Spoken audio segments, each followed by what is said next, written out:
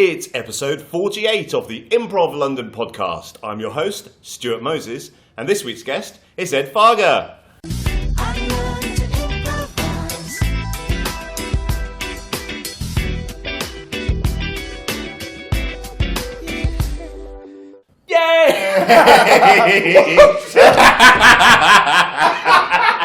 I just fell off my chair. And for the first time in 48 episodes, I regret the fact that we're an audio-only medium.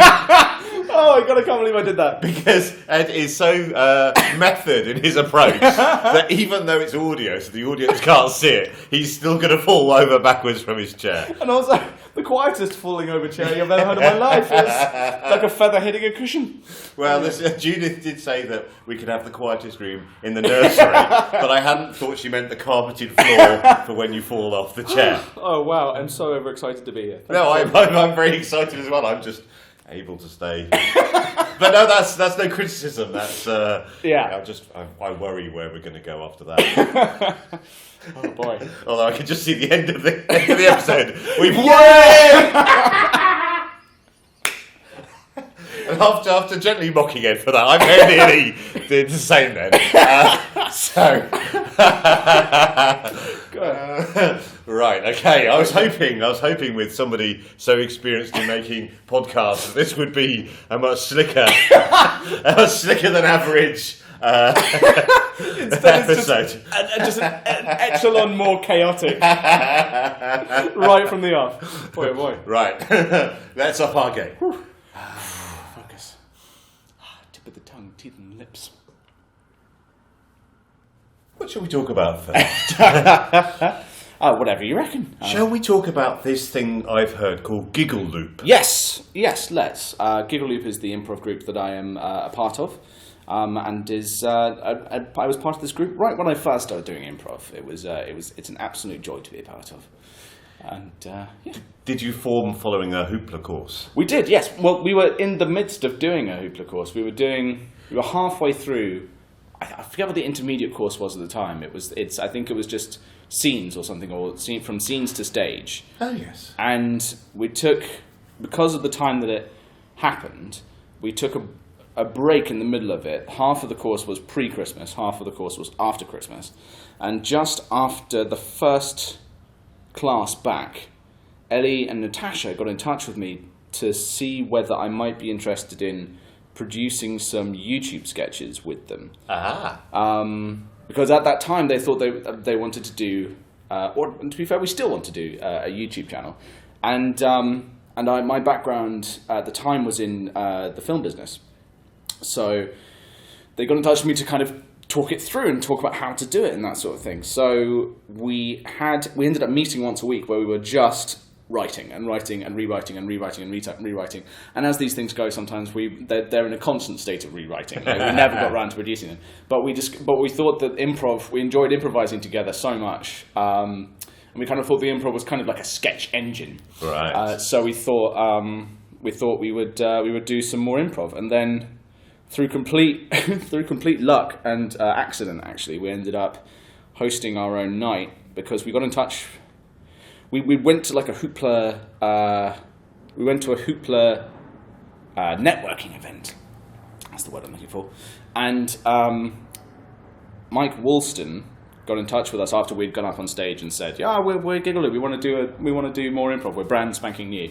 And Mike Woolston got in touch with us saying that he had booked the Miller for a night and asked if we would like half of the night. Right. And we thought, great, this sounds fantastic. And then, unfortunately, the group that he was trying to form couldn't make it that night. So we ended up with the night entirely to ourselves. And it was incredibly fun to do. So we just kept it up, and then we just kept it going once a month ever since. So yeah, that's Giggle Loop's formation, really. It was surprisingly sort of sorted itself out in a way. Brilliant. Yeah. So what are the challenges of having a monthly night? I think it's just to kind of keep interest up because particularly when we first started, it felt like there weren't as many nights there wasn't such a variety of nights that there are now. Maybe especially that was on a Wednesday. Especially on Wednesdays. My God, what happened to Wednesdays? I know, it's amazing, isn't it? Well, actually, our first nights were on Thursdays, and even then, Thursdays weren't all that popular. And Grand Theft Improv was happening on a Thursday at the Wheat Sheaf. And we kind of thought, well, we're not going to be attracting the audience that want to go and see premium improv like that. So actually, if we can attract people that are just looking to workshop their ideas a bit more, right, and let it be a bit more of a sort of launchpad type of a night, right, then we're hitting a different audience and we're complementing the stuff that's already on the scene for a Thursday night. So it's sort of an essentials improv rather than finest. Yeah, kind of, if you like. Sainsbury's brand. Yeah. Taste the difference. And then we just continued.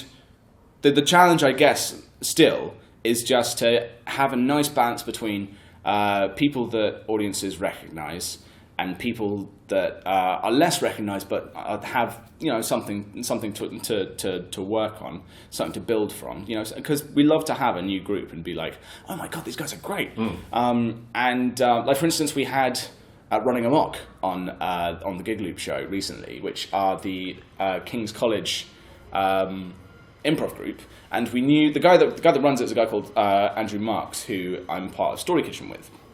So I knew him, and Natasha knew him, and he sent us an email out saying, we're looking for somewhere to practice our set before we go to Edinburgh.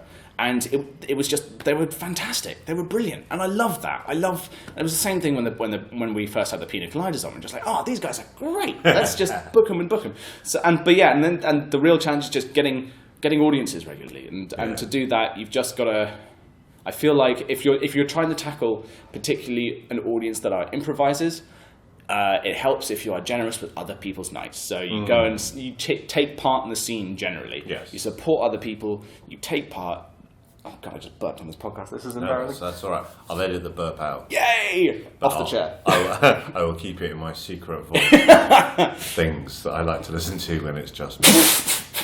The blackmail vault. To be honest, that's the first thing I put in the vault. No one else has ever given me anything to put in the vault yet. Oh shit, okay. Fuck. Okay. Do you burp on your own podcast? I do, but I've got an editor, so it just goes right out. Fair enough. I was going to say that's quite disrespectful. I thought you would be more respectful than this. Oh, no, I'm sorry. I'm letting the side down totally. I'm so sorry. I think we'll just try and power through, but I think... Yeah. Ladies and gentlemen, thank you for joining me here today. I've called this press conference just to announce, yes, I did burp on the Improv London podcast. I have to take responsibility for it. I want you to understand the difficult time this is for me and my family, and I hope you will respect our privacy. Thank you very much. I mean, the weird thing is I didn't actually hear you burp, so if you just powered on. Anyway. Gonna I just leave a nice pause for an edit point. Okay. Yeah, but now it sounds like we're laughing. Nobody knows why we're laughing. That's just weird as we sit here and laugh to each other. Well, no, I can't even remember what I was saying now. It completely threw me. Let's see. Yeah, so to continue trying to get a different a new audience each time, trying to get consistent numbers, and also trying to sort of do right by and also like letting it be a platform for us to try new things as well. And for us to kind of grow, because when we were starting early on, like I say, there were a few nights, but now it feels like there's so much more. At the time, it felt like this was our way of guaranteeing at least one gig a month, even if it was just to 5 people. And now it's absolutely, don't get me wrong, it's totally thrilling to see how the scene is completely blossoming, and there are so many different nights from all over parts of London. But it increases the challenge as well, because like for instance, the last Gig Loop show we had at the end of September, the last Wednesday of September, we were one of 5 shows on that night, not including Comedy Bang Bang, which was also in town. And that was fantastic, and it's so great that there's so much improv going on. But are there more people wanting to perform it than there are people wanting to watch it?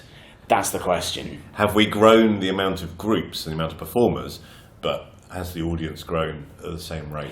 I reckon it'll be the ebb and flow of supply and demand. So right now we are supplying, and sooner or later either the supply is going to drop or the demand will rise. Right. Or at least that's my hope. That's a good hope. So where does your monthly night take place? It takes place at the Wheat Sheaf in the aforementioned Wheat Sheaf. We try not to. Actually, no, I'm not going to say that. What were we going to say? I was going to say that at times I feel like, oh my god, my phone's going off. I'm the worst interview ever. I'll tell you what. It's only because I had such high hopes that I'm so disappointed. Most people act like this, and I just expect it really. But I thought, Ed, he knows what he's doing. Yeah, he's a guy with like 3 podcasts of his own. He's not going to walk. And truth be told, I've got so many bags on me right now because I'm about to go on a brief sort of 2-day holiday. I'm literally going from here to a rent-a-car and driving out to the countryside. Wow. So hence and as a result, I had a huge amount of food immediately before leaving the house. Hence the burping. Are you staying in a country manor house? No, yes, of course. A huge country estate. My own butler, several wolfhounds in front of a fireplace. That was one of my favourite strands of the Giggle Loop podcast. You listen to the Giggle Loop podcast? Of course I did. Oh, man, brilliant. And yes, it was this whole fantasy universe. Well, I presumed it was a fantasy universe in which you had all these things that you just mentioned. I mean, maybe it's just real and I presumed it was fantasy. So I enjoyed that strand very much. And I just also enjoyed, I mean, the games were fine, they were great, but I also just enjoyed it when you just talked about what you've been doing. I just thought, you know what, I'm just really enjoying hearing about Natasha being proposed to in Edinburgh and all this sort of stuff. I don't even know these people, but I'm just... Oh no! It's unfortunately Alfred does not exist, sadly, to break the spell. And my holiday is in a small Airbnb. It's not in some sort of grand manor house. Well, you wouldn't want to go on holiday there because you live there the rest of the year. That's surely. true. That would be like a busman's holiday if you knew what a busman was. I'm not normally this rude to guests. That's all right, dude. I can take it. I've had brothers. You want to hear some good stuff? He'll get his Batman to beat me up later on. My Batman is standing outside with a polished cricket bat. Ready to go. He's also holding a croquet mallet. So then we'll have a game of croquet afterwards. Marvellous. What doesn't hold it against gentlemen when one has a thorough thrashing? No, exactly. If one's been out of line, it's the least one deserves. Exactly. The least you can do is offer him tea and croquet. So you've got the monthly night. Yes. But there's also this new thing called Giggle Loop Main Event. Yes. What's that? This is something we're super excited about. Basically, we're going to have a Saturday night show at the Miller in association with Hoopla as of Saturday the 15th of October.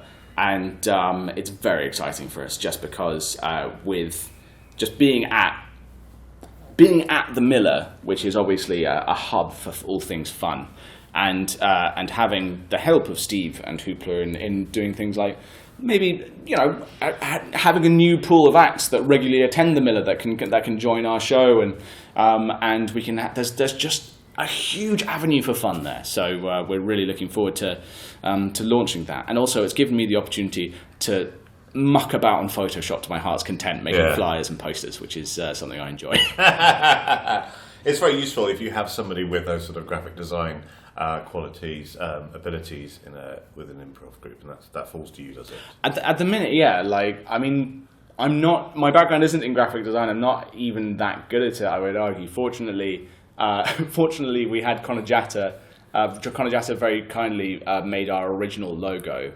Which was the pink neon on black, and he found this font that just worked really nicely for what we wanted, and he sort of told us where we could buy it, basically. So now all of our logos and all of our branding are permutations upon Connor's original design. But I mainly just cut and paste them in different patterns on Photoshop according to what Connor did originally. That and some terrific photos by a friend of mine called Charlie Bard. So we've got a small suite of promotional materials that we can muck about with to make fun things like that. Brilliant. Yeah. And will Giggle Loop be performing at the Giggle Loop main event? And if so, at what point? This is a good question. I think, well, basically, we are going to be performing because we're just itching to perform at the Miller again. We love performing at the Miller. But we'll probably be performing, like, I guess, I think first half, because we're gonna have the first night that we've got. Our lineup is Mad Monkey Improv, which is a group from Reading who is meant to be very good. We've got the Maydays, of course, the wonderful Maydays, Giggly performing, and we're doing a fun thing where we're asking individual improvisers for each show to build a supergroup of just improvisers they get on with. Right. So a sort of one night only sort of supergroup. Cool. So we've got, for this first one, we've got Dan Atfield creating a supergroup for us. And we don't know what the group is going to look like or whatever, but it's going to be super fun anyway. It might include people from the previous acts in the night. I don't think it's going to include any of Giggle Loop, just because we've got enough on our plate admin-wise. I mean, obviously, you three would be his first three choices, but you say, I'm sorry, Dan, I have to, we've got stuff to do. We've got, there's... there's admin and tickets and stuff. And... To be fair, if one of us did join a supergroup, I think we'd be the most heady people on stage as well. Between us running the night, it'd be the first night as well, being so sort of like that new endeavour thing of just like, I feel kind of sick with anxiety, but I'm also really excited and just like, God. Anyway, we're very excited about doing Gigaloo main event, and I just hope we can get people to come to it because it's going to be super fun. Fantastic. So when you're performing as Giggle Loop, the three of you have distinct personalities. Yeah. What do you bring to the group? What's a classic Ed move? Afterwards they go, Ed, you did that thing that you do that we love. You did that thing, we love it. Well, I don't know if it would be a thing that I do that they love, but one thing I know that I often do is I like to initiate in a very organic way. Right. So I've been known to just go on stage and just do an action. And when I do it badly, you can see them off stage looking at me going, what does that even mean? And there did come a point where they did actively ask me to stop chopping vegetables because we had done that scene so many times. It's just sort of like they're having to get really imaginative with new ways of doing it. But I think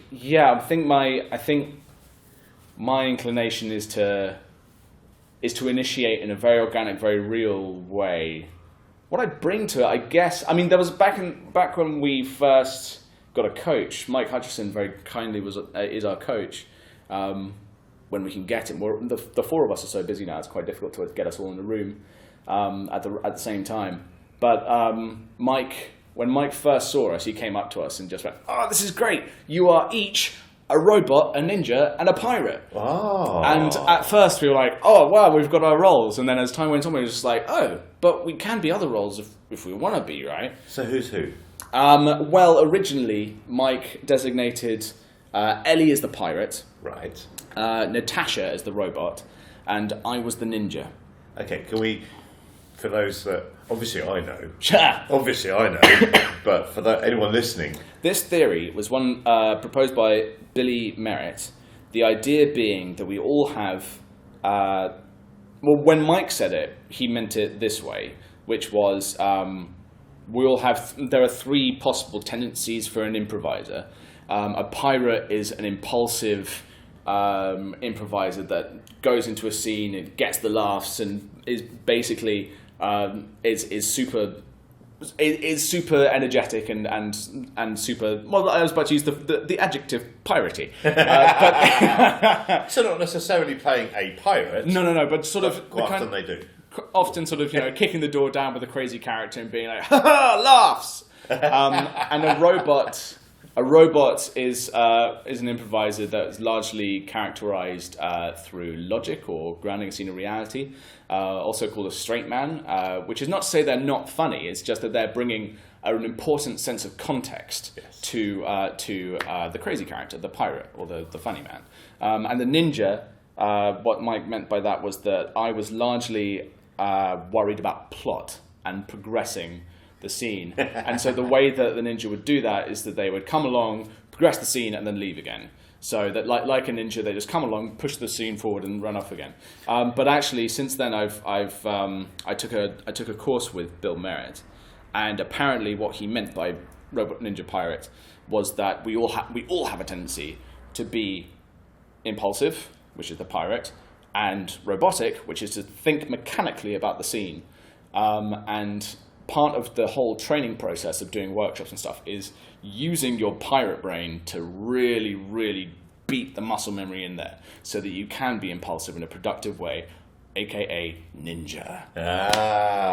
So you had already achieved the greatest. But that's the thing. I would love to say that I have achieved the Bill Merritt ninja. However, I had been ninja at that point according to Mike's interpretation, which was I was overly concerned with plot. In fact, right. There were some shows I completely stuffed up because I was so concerned with plot that I would walk in and be like, okay, this needs to finish. This is your resolution and end and scene. I think that's an important role.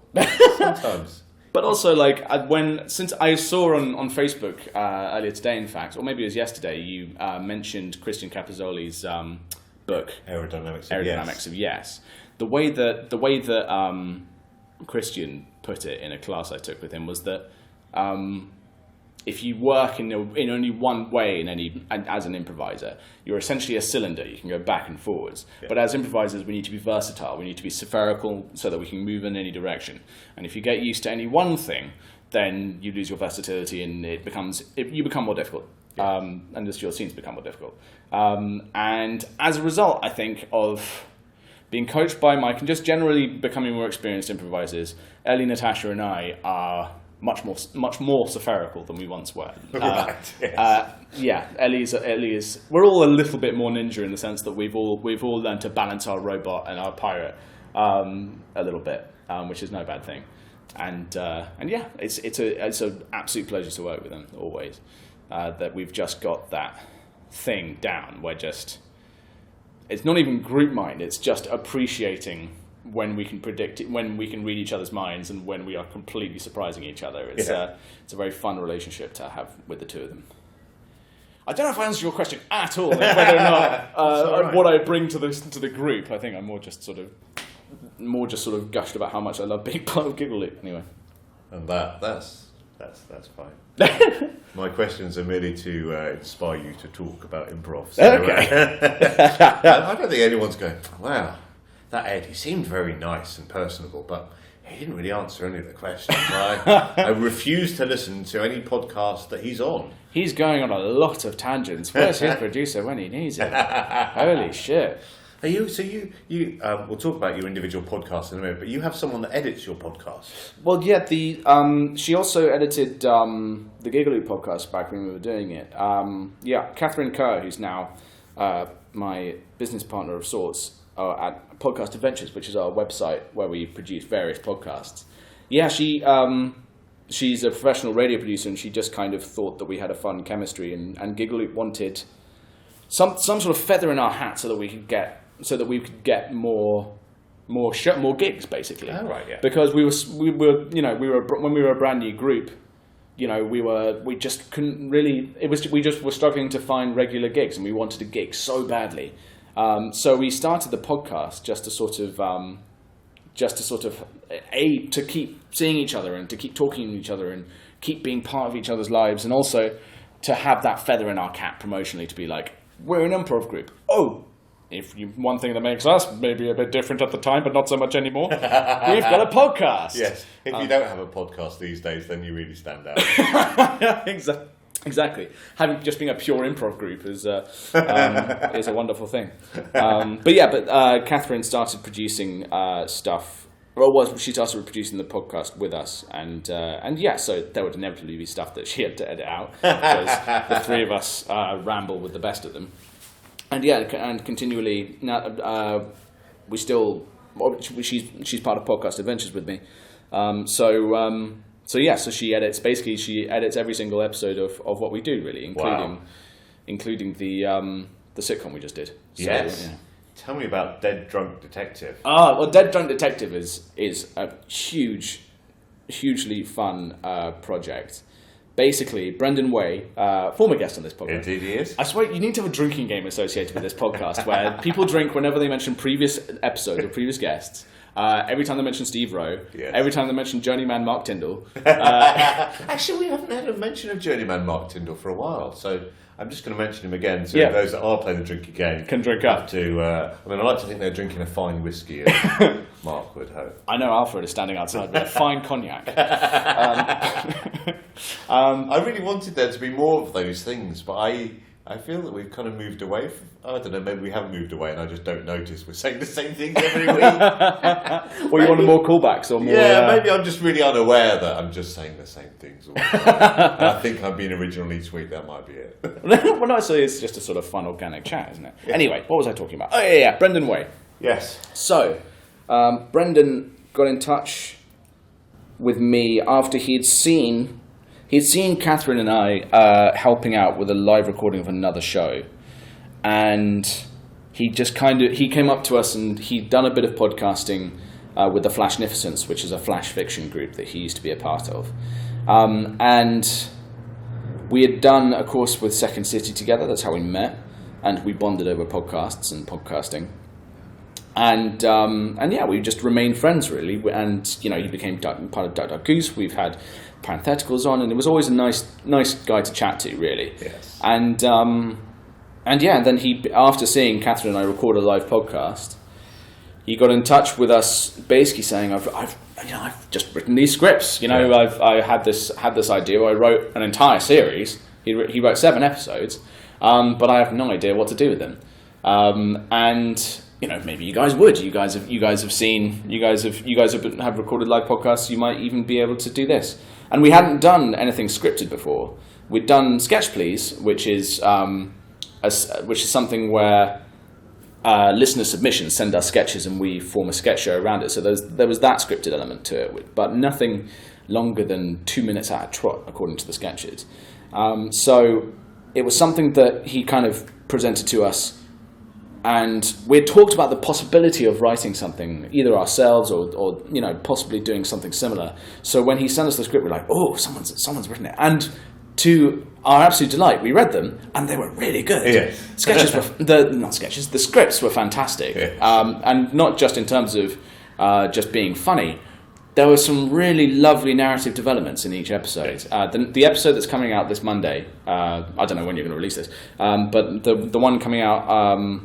episode 3 was the first script I read, and it's still one of my favourite scripts, just because the narrative progression of the lead character, our zombie private detective Johnny Stumbles, is really nice. And it's been a bit of a labour of love for the past few months, just getting it all together and cutting our teeth at trying to find affordable, smallish performance venues that are soundproofed enough and technically able enough to record a live podcast in. Yes. And that proved super challenging. Once we got that, we then had to cast, and we basically just cast a lot of improvisers that we really enjoyed working with. But that you could trust not to improvise. Yeah, exactly. People. I mean, it wouldn't matter if they did improvise. But kind of like Thrilling Adventure Hour, which is one of Brendan's key influences. If something goes wrong, improv away. That's kind of what's fun about it. But it's been a totally new avenue, and it's been really surprising just how bloody talented and generous people are. We had a friend of mine do some illustrations, and they were these amazing sort of Tim Burton-esque sort of gothic skeletal zombie character drinking a bottle of scotch. And it's just like, God, this is amazing. Speaking about my own podcast, it's amazing. No, but just basically the amount of generosity shown by people, like the venue that we're at, and the performers that are playing, and the stand-ups that are warming up the audience before we record an episode. Everyone just doing everything for the love of it. Like, that's what I love about improv. Is just it attracts people that just want to be creative and not let anyone stop us, you know what I mean? Yes. It's like, I sometimes joke on Ed and Friends that like it's a trend where I'm just continually speaking to people that aren't waiting for permission to follow their dreams. Yeah. And I feel like improvisers are particularly in line to do that, because we don't get paid for this stuff. We're doing it because we love doing it. Yes. And really, it's that. I guess that's why so many improvisers have been involved with Dead Drunk Detective, and I think that's why Dead Drunk Detective has worked. It's just because everyone's doing it because they're not getting the opportunity to do it anywhere else. All the creative markets are really sort of flooded in the 21st century. At first, I guess in the 20th century, they were probably kind of elitist, where you had to go to film school if you wanted to learn how to use a camera. These days, you've got cameras everyone's got an HD camera in their pocket, and anyone can make a movie these days. But I don't know what I'm talking about now. I'm just rambling. That's good. No, I was going to say that the sound quality of Dead Drunk Detective is just amazing. Speaking as someone who struggles with sound quality, but to have recorded that in front of a live studio audience, it's a real achievement. Ah, well, thank you. I'll pass that on to Catherine. Or she might well hear it in the flesh. But it's something that Catherine is a big stickler for production value, because she is a professional radio producer. Yeah. So she demands professionalism and professional product. And I'm not sure that we would do it unless we could do that. So we've got the venue that we have is actually a rehearsal studio, so there's a little bit of reverb. But fortunately, with her being a professional radio producer, she knows exactly what we need to do in order to get the sound right. And also we have the pleasure of having some lovely microphones, which we have invested in just because we've been doing so many podcasts, but also for her job, they're very useful for her work as a freelance radio producer. So between the two of us, we've got some great microphones that just cup sound, and we've soundproofed the stage when we perform, and basically it just having a professional radio producer on the job is just super. It does help. It helps a shitload. How many retakes did you have to do? How good were people? Because presumably they were reading it as you would in a radio.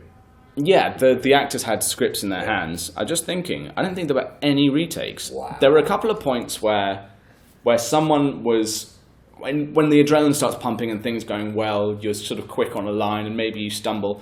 But everyone was super good about just going back to the previous line and just starting again before the joke got sort of spoiled or before it gave away the joke of it. But actually, there were no retakes. Basically, the show is on the podcast as it was on the night. Amazingly, yeah, that's amazing. And really, it's a testament to just everyone behaving like professionals as well. And no one got paid for what they did. Everyone's doing all this for love of it, but everyone is behaving like absolute professionals, and that's what's super good about it, because you can't buy professionalism. You really can't. Brilliant. So that's great. So you mentioned Sketch Please, which is... Yes. How did Sketch Please come about? Sketch Please came about just because, again, it goes back to this thing I found about the film business at the time. When I was working in film, when I trained in film, I trained on a 16mm camera. That's how long ago it was. But that was the thing. In order to learn how to use a camera like that, the stock itself was so expensive that you had to be fairly well trained in order to be allowed to use it. So it was an elitist thing, and there were no opportunities for people that weren't part of the elite. In the 21st century, it's just that everyone has the opportunity now. So we're awash with potential opportunities. However, it feels like all those opportunities, the ones that people sort of go toward, are topical shows. If you're writing sketches, there's the writing sketches that the opportunities tend to come for do seem to be for more topical shows. And I would personally write into those topical shows, and I am not great with topical comedy for some reason. I think maybe I get a little bit sad about it. I've tried reading through the papers and reading through the news and trying to find comedy. Just oh God, Putin's got his own secret police on the go. How am I going to make a joke out of this? So Sketch Please is really just a way of giving people a platform to learn, again, kind of like the Gig Loop show. Experienced people can send in, but inexperienced people, everyone gets an equal chance. And really, it's just a platform for people to write and hear their work produced. And I really don't think that you improve as a writer until you get it off the page. Yes. And that's essential to understanding whether or not your stuff works. And I think that just by virtue, occasionally I've been known to submit a script to Sketch Please myself. And I think my writing has come on leaps and bounds just by hearing stuff that maybe is funny, maybe falls on its arse. But you don't know until you submit, really. And you don't know until you hear it off the ground. So really, it's just about getting an opportunity for people to write non-topical comedy and try out stuff, which is what all Podcast Adventures is, really. It's us trying out sitcoms and sketches and also a really lovely opportunity for me to interview my friends about the interesting things they do. Yes, Ed and Friends. Well, you're doing really well at like covering all my promotional bases right now. How come you've got such interesting friends? Well, no, I mean, first and foremost, it's not. It's called Ed and Friends, but I'm worried we're putting too much emphasis on the friend element. Really, it's an excuse for me to talk to people about the interesting stuff that they do, and stuff that I envy them for doing. So you're not friends with them? Oh no, I'm friends. Mark, don't you twist me into a corner, Stuart. I mean, I imagine by the time you've interviewed them, you've become friends. Yeah, I mean, there are some people that I know better than others that appear on the show. Some people I've known all my life, like Alec Greenwald, who was our third interview. He was one of the first people I wanted to get on the show just because he did this incredible thing where he just disappeared off into the Arctic and retraced his like great uncle's footsteps through the Arctic, and like had 14 sightings of polar bears. Wow. And that sort of stuff. And so there was that thing where like sort of, well, someone needs to tell these stories, because even when you go and see your friends down at the pub, it's often about like what's the mutual ground between the two of us. So we don't necessarily brag about like, oh, I went off to the Arctic and it was fucking amazing. But if you sit them down in front of a microphone and be like, tell me about the Arctic, yes. Then like his family, because I know his family very well, his family got in touch when I saw them that sort of Christmas or whatever. They came to me, said that they had heard the podcast and that Alec had opened up to me in that show in ways that he had never even opened up to them about the experience of going through the Arctic. And that's not me bragging. It was just that's the effect that it has when you sit someone down in front of a microphone and say, tell me your story, or tell me this story. And there are so many people out there that never really get their story told just because no one's put the microphone in front of them yet. Yeah.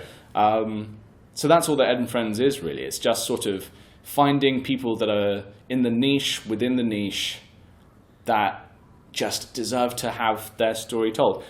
Another great example is Craig Lyons, who I met, who was in the same improv classes as the rest of Giggle Leap and I. He is a film critic, but he has a specialization that's so specific. It's about, he loves writing and reviewing and tracking the progress and the history of ninja films of the late 70s, 80s, and 90s. And it's so weird and specific, but when you listen to him speak about it, it's just fascinating. Anyway, Ed and Friends might become a wholly different podcast at some point, just talking about the super niche elements of academia or interest or cultish sort of niche interest, just because that's what's really interesting. The whole Friends thing is a fallacy. It's really just about niche interest. No, I love that. I love that specificity. And even if I'm not necessarily interested in ninja films of that era, I love the fact that there is somebody out there that is tracking this, is investigating it, and does know. Yeah. So should I ever need to know, I know who to turn to. That's sort of ninja advice. And I understand what you're saying about when recording conversations, especially since doing this podcast. I've actually wanted to record more conversations with people, but somehow that's seen as weird. And you obviously have to ask, so you can't just go around recording people's conversations. But it's like, this is solid gold, this. I mean, it seems a shame to only enjoy this once. Yeah, I know, right? Why can't I have this epic bants put on the internet for everyone to enjoy? No. Actually, funny enough, there was a really interesting episode of, I can't remember if it was This American Life or Radiolab, but just about a man that became obsessed about recording people's conversations. And he had like a small nervous breakdown just recording everything. Ooh, right, okay. So yeah, let's not do that. You and I are in danger of going down that road. We should not. Let's not do that. Let's take a warning for our podcast from another podcast. Yeah. We're going deep into the podcast inception here. Right, okay. Big, exciting final question. Okay. Hit me. Where would you like you to go in the world of improv, or where would you like the London scene to go? If you were in control, which obviously you are, what would you like for you or for the London scene to happen? Well, I think what I would love for the London scene is just for the London scene to grow to the extent that it has in certain cities in America where you have dedicated improv theatres. I would love that because, and you know, we'll all probably make just as little money. If you go to the UCB, if you perform at the UCB, you don't get paid. Everyone gets paid because they're all teachers. You know, there's no difference there. It's just that it's going back to supply and demand. The demand is higher. Yes. So the supply is higher. And it's things like, you know, I've spoken to, or rather, Faye Bran of Story Kitchen has said at several points, like, well, she's longed for the days when she was doing theatre sports in Dubai, and they had their own dedicated theatre, and they could do all this amazing stuff. And we love performing at the Miller, but the idea of having a dedicated theatre space for improv, like something like the Magnet Theatre, when you've got doors and windows, you know, the idea of having that is so enticing. I did a jam at the Cockpit Theatre while I was last in New York, and just having a door in the background. I just wanted to do a scene just coming through that door and be like, honey, I'm home. Just because it was there. But like, I would love for the London scene to grow to the point where it grows to that extent where we've got our own schools of improv. We'll get there. We're getting there. We'll get there. But I'm looking forward to the day where London can do that in the same way that like New York or Chicago or LA can do that. And I think that what I would want for myself is really just to be a part of it. I just love... Improv has literally changed my life. I was a fairly down and out guy in the film industry, and then I decided to take a change for things, a big part of which was discovering improv, and it changed the entire course of what I wanted out of things. So I just want to be part of it, and I want to start new things. I want to continue old things. I want to introduce new people. I want to help people and lift people up. I want improv to be in the same echelon as the way stand-up is, where we're appearing on panel shows, and I just want to be a part of that picture. I don't necessarily even care what my part is in that bigger picture, as long as I'm a part of something cool that's growing and is something positive. That's the thing about the film used to bug me, is just like the higher and higher up the ladder you got, the more miserable people became, and the more backstabby and bastardy they got. But it seems like, I mean, who knows? Maybe maybe the higher I get in improv, who knows? Maybe it's the same way. I'm still new at this. But I just, that's all I want out of improv. I want more, bigger, better things for all of my friends and colleagues. Brilliant. That's fantastic. Thank you very much. Oh, thank you so much for having me. Excuse me while I throw myself off the back of the chair in excitement. Yeah!